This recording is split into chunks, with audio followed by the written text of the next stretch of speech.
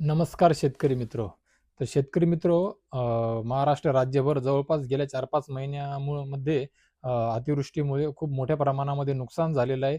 ज्यामध्ये शेतकऱ्यांच्या शेतीचं सुद्धा नुकसान झालेलं आहे, शेती पिकाचं नुकसान झालेलं आहे, शेतकऱ्यांच्या गुराढोरांचं सुद्धा झालेलं आहे, नागरिकांच्या घरांचं सुद्धा नुकसान झालेलं आहे मित्रांनो.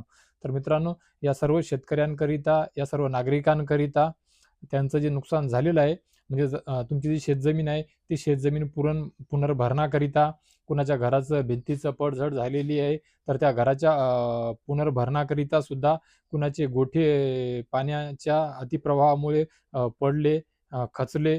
त्यांच्या गोठ्यांच्या पुनर्भरणाकरिता सुद्धा महसूल विभागाकडून कालच दिनांक 14 म्हणजे शुक्रवार रोजला एक शासन निर्णय पारित करण्यात आलेला आहे, जारी करण्यात आलेला आहे. ज्यामध्ये या सर्व शेतकरी बांधवांकरिता, नागरिकांकरिता, त्यांच्या घरासाठी, गुराढोरांच्या गोठ्यासाठी आणि त्या शेतजमिनीकरिता जे लागणारं साहित्य आहे, त्या साहित्यावरील जे तुमचा आपला रॉयल्टी असते, ज्याला आपण मराठी भाषेमध्ये स्वामित्व धन म्हणतो, ते माफ केलेलं आहे. आता तुम्ही म्हणसाल अतिवृष्टीमुळे नुकसान झालेल्या शेतकऱ्यांना मिळणार हे मोफत. मी जे म्हणलेलं आहे, मोफतचा काय अर्थ आणि काय काय मिळणार?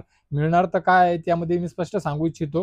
तुम्हाला गाळ, रेती, ही जी माती, मुरुम ह्या ज्या गोष्टी आहेत, घराकरिता, गोठ्याकरिता आणि तुमच्या शेतजमिनीकरिता या सर्व गोष्टी मिळणार आहेत. त्याकरिता आदेश सुद्धा तसं जारी करण्यात आलेला आहे. अधिकाऱ्यांना सुद्धा सांगण्यात आलेलं आहे. अंमलबजावणी करण्याकरिता सुद्धा सूचना दिलेल्या आहेत. परंतु मोफत या शब्दाचा अर्थ समजून घ्या. ज्या ठिकाणाहून तुम्ही आणणार आहात, त्या ठिकाणाहून तुम्हाला ने-आण करण्याकरिता जो खर्च लागणार वाहनाचा, तो नेहमीप्रमाणे लागणारच आहे. फक्त एवढं आहे, की तिथली जी रॉयल्टी आहे, स्वामित्व धन, तो जो काही कर असतो समजा एक अमुक-अमुक रकमेचा त्या ठिकाणचा, तर तो 5 ब्रासपर्यंत माफ करण्यात आलेला आहे, मोफत देण्यात आलेला आहे. परंतु आता ही शेतकऱ्यांकरिता गुड न्यूज म्हणावं की बॅड न्यूज म्हणावं, कारण की या अगोदर सुद्धा घरकुल योजनेकडे, पंतप्रधान आवास योजनेकरिता, रेतीकरिता असंच सुद्धा 5-6 बरासपर्यंत सांगण्यात आलेलं होतं मला वाटते. त्याचा सुद्धा शासन निर्णय आपल्याकडे आपण बघून घेऊ. परंतु त्याचा लाभ किती घरकुल पात्र लाभार्थ्यांना झाला, हे विचार करण्यासारखं आहे. तीच परिस्थिती, तोच नियम इथे सुद्धा लागू पडतो, की आता हे जे शेतकरी आपल्या घराचं, गोठ्याचं, शेतीचं पुनर्भरण करणार, त्यावेळेस यांना किती लाभ होणार, किती दूरपासून ती आणायची आहे, त्याचा लाभ किती होणार आणि किती नाही, हे विचार करण्यासारखा आहे.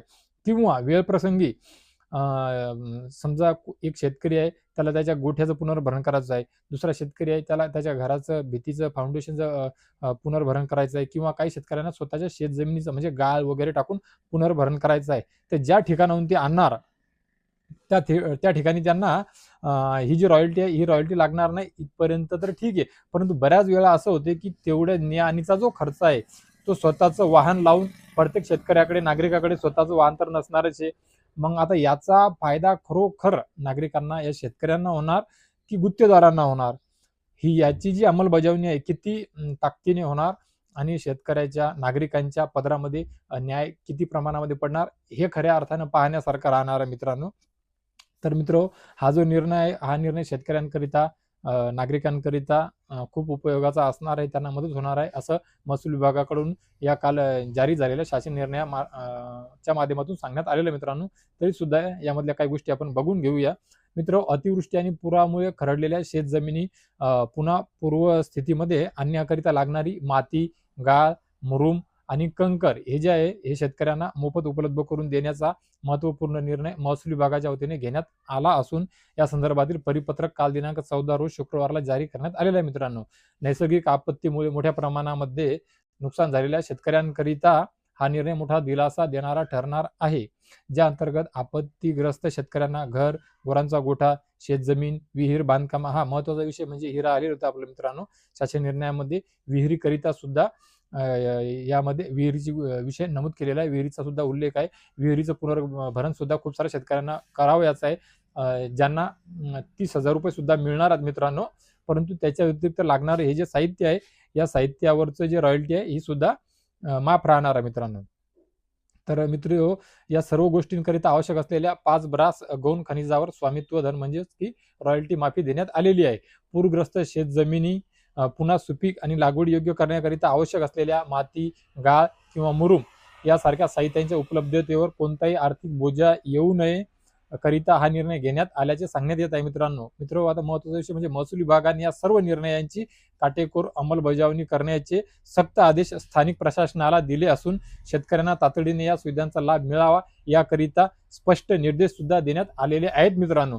तर आता बघूया की शेतकऱ्यांना, नागरिकांना या निर्णयाचा, या आदेशाचा किती उपयोग होतो आणि किती नाही. परंतु तरी सुद्धा खूप साऱ्या शेतकऱ्यांना स्वतःच्या शेतीचं, गुराढोरांच्या कोठ्यांचं आणि घराचं पुनर्भरण करावयाचं आहे.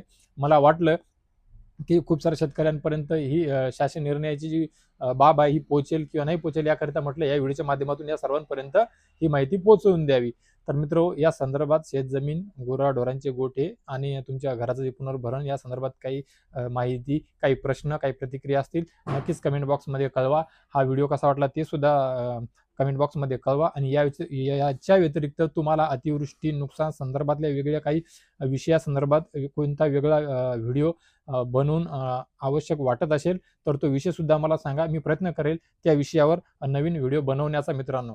तर अशीच माहिती वेळोवेळी विश्वासार्ह आपल्या सर्वांपर्यंत पोहोचवण्याकरिता या माझ्या चॅनलला सबस्क्राईब करा, पेजला फॉलो करा, बेल आयकॉनचे बटन दाबा आणि बेल आयकॉनचे बटन दाबून व्हिडिओला लाईक करून सर्व शेतकरी बांधवांपर्यंत, शेतकरी पुत्रांपर्यंत अशीच माहिती, त्यांच्यापर्यंत ही माहिती या व्हिडिओमधली सुद्धा पोहोचावी याकरिता हा व्हिडिओ सुद्धा सर्वदूर त्यांच्यापर्यंत शेअर करा मित्रांनो. व्हिडिओ न आवडल्यास, कंटाळा आल्यास सबस्क्राईब नाही केलं, शेअर नाही केला तरी चालेल मित्रांनो. धन्यवाद.